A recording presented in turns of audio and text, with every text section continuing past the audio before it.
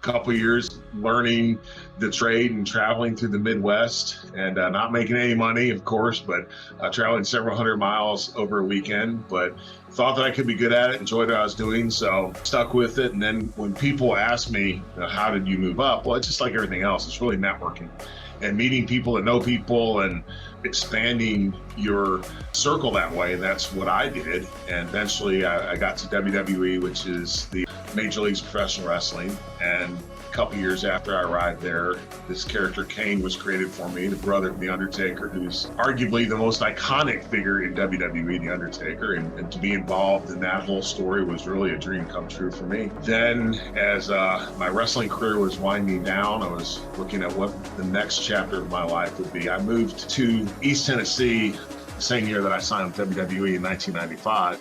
My wife is from this area. I love it here. Had some opportunities to leave and go different places, but we just like it here. This is home for her. It has become home for me. As I was thinking about what do I want to do with my life as I'm moving to a different phase, I never wanted to get into politics. I'd always been interested in government politics, mainly out of self-defense, because I'm a small government person, and I got interested because of what government could do to you, not what it could do for you, and understood that I don't want government doing much to me, right? As I got to thinking about what could I do, and this position came open, my friend, who's congressman now, Tim Burchett, was county mayor at the time.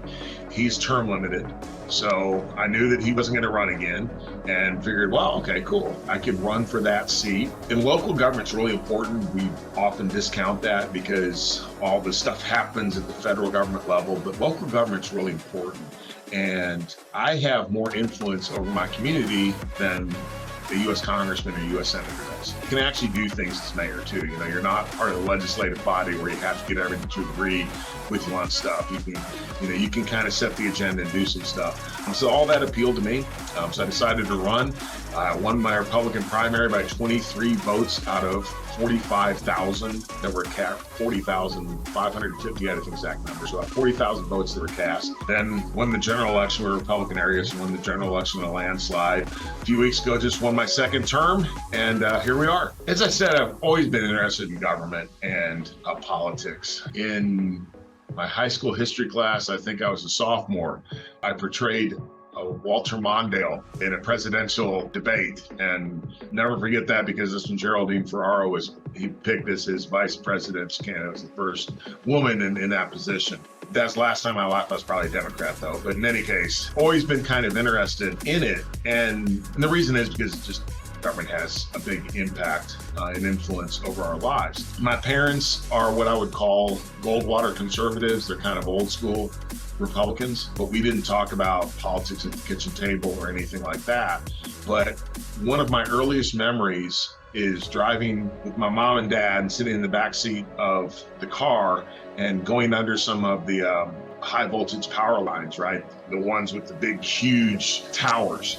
And I remember mom talking about how terrible eminent domain was when the government could just take your property away from you. I'm like 4 years old, and I remember that very clearly. So I've always been a skeptic of government ever since I was a little kid. As I went to college, just like everyone else, and I had a lot of professors that probably leaned the other way from where I did, and got exposed to that. And in some cases thought, hey, that's awesome. You know, the world can be such a better place if government does all these things. Then I got out in the real world and I'm like, wait a second, government's not good at doing a whole many things. And everything it does, it takes our tax money to do, right?